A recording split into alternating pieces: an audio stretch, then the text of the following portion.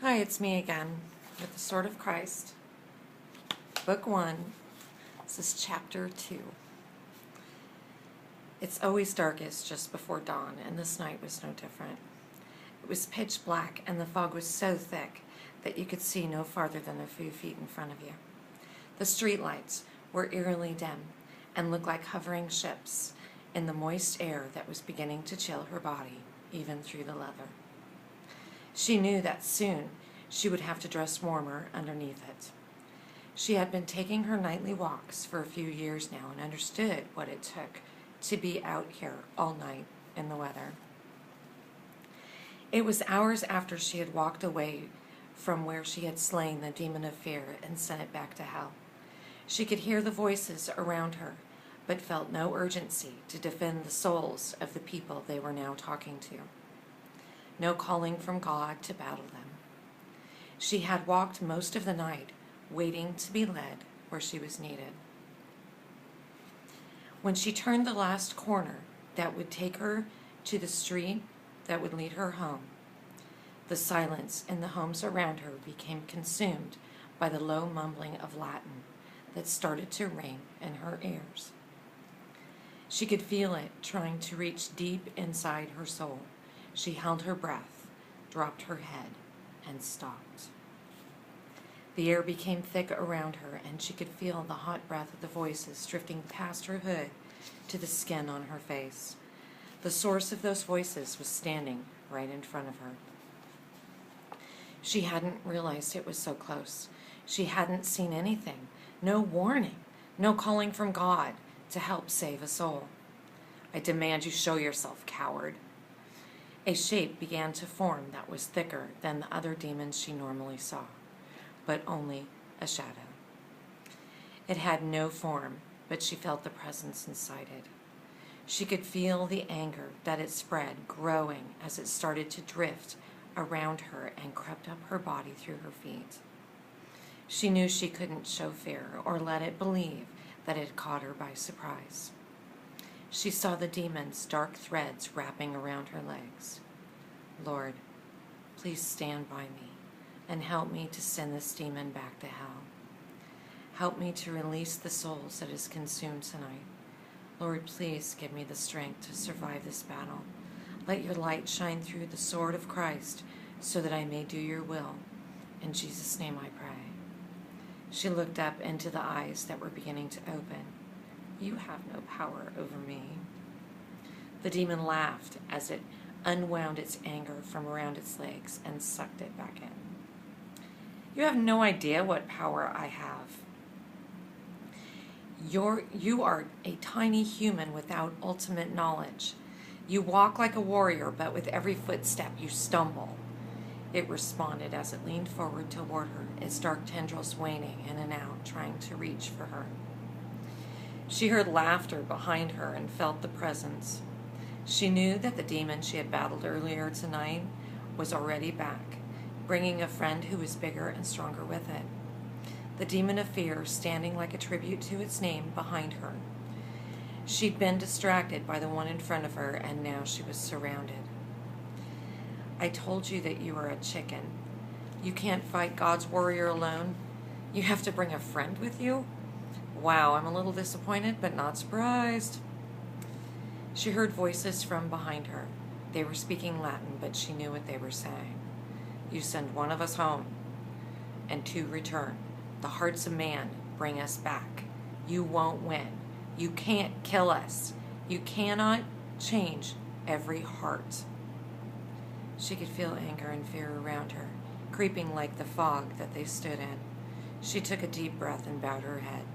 She knew that the demon in front of her was more powerful than the demon behind her. Not bothering to turn, she spoke calmly. "You're right. I can't change any hearts." She threw open her coat and pulled out her sword. "But God can." The demon in front of her laughed. "You and your sword." It laughed harder. "You don't even understand what you are doing, do you? God sent you out here and made you believe you could defeat us?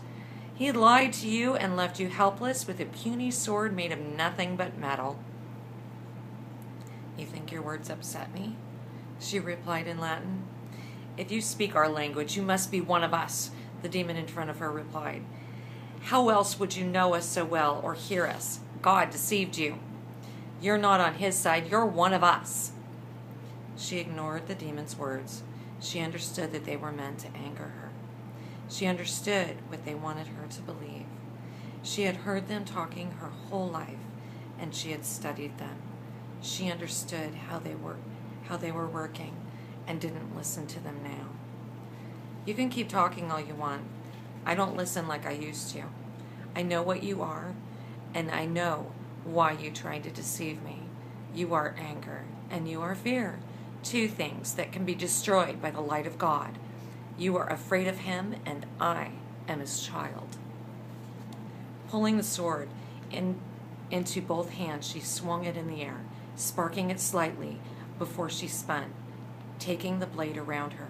The demon of fear didn't even have a chance to speak again.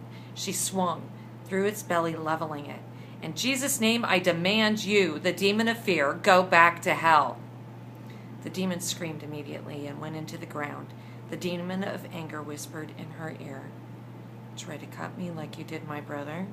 You are killing your own family, burning them and watching like you did before. You can't save anything. A twinge of guilt hit her as she turned back around and responded.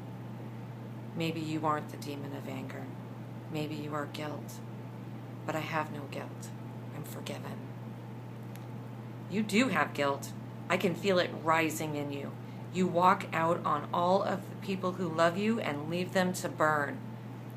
She dropped her head and took a deep breath. My past is wiped away.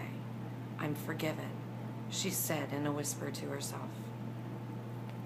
She tried to refocus and get the guilt out of her heart. She raised her blade, ready to swing, and heard the demon scream as a blast of hot air pushed past her. She opened her eyes and looked up. The shadow that was there had lifted, and the form of a man stood in front of her. She slowed her blade, trying to see if she was about to take down a real human. In the fog, it was hard to tell which world she was seeing without them speaking to her or feeling their presence. She wasn't sure if this demon had found another way to deceive her. The shadow smiled. She brought the blade to her side, stepping forward a little. Gabriel? She said, startled and glancing around for the demon that had been there. What are you doing here? I could have handled this one, she said as she placed the sword back under her coat. Gabriel was beautiful. She could feel the glow of his presence when he smiled. She knew it was him. Even standing in the form of a man, light seemed to radiate around him. There was always a calming presence around him. It didn't matter what news he brought her. She always looked forward to hearing from him. God knows that, Lainey. He wanted me to bring you a message. He's very proud of you and knows your heart and faith are strong. But he wants you to go home for tonight and pray. The devil and his legions are watching you and preparing to battle. This world is in trouble, and you'll need to prepare. The devil will do and try anything to win. God will send you other hearts to help, so watch for them and don't be deceived. He reached out and touched her face. She felt a sudden joy, and the guilt she had been feeling from the demon subsided. You're right, Lainey. You are forgiven, Gabriel said to her as he pulled away. A strong blast of wind against her, and she heard the sound of wings flapping as Gabriel disappeared into the night. Lainey fell to her knees and prayed. I hear you, Lord. I will prepare and watch. Thank you for allowing me to serve you and carry this sword. She touched her hand to her side where the sword was and felt the heat of its glow spread through her. She stood up and walked the rest of the way to her house at a faster pace than before. As she looked at her home in the distance, she saw all the fog that was around it getting darker. She continued at the same pace, reaching the gate. Safely inside the gate, she slowly walked the whole length of the fence that surrounded her property, from corner to corner and back, her head bowed in the same prayer over and over. repeating it. In Jesus' name, I pray that all the demons of all names leave this property, and that God sends angels to watch over it while I sleep, so that I may be safe.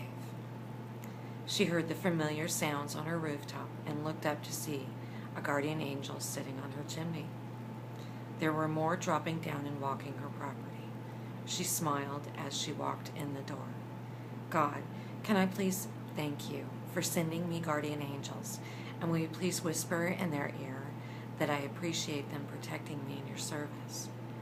Inside the door she bolted the lock, not because she was afraid of the demons it would not stop, but because of the human hearts they consumed and used.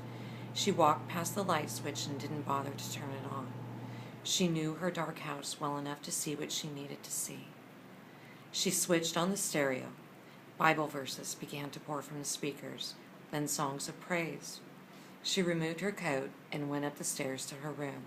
Taking off the sword, she placed it on the floor next to her bed and undressed.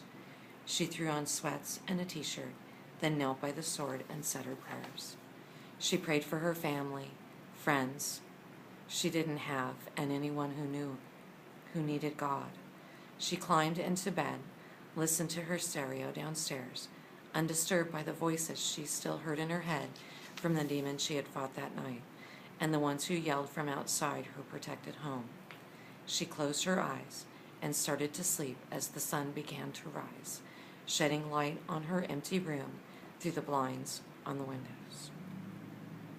Thank you. Again, The Sword of Christ by me, H.M. Weimar. Thank you.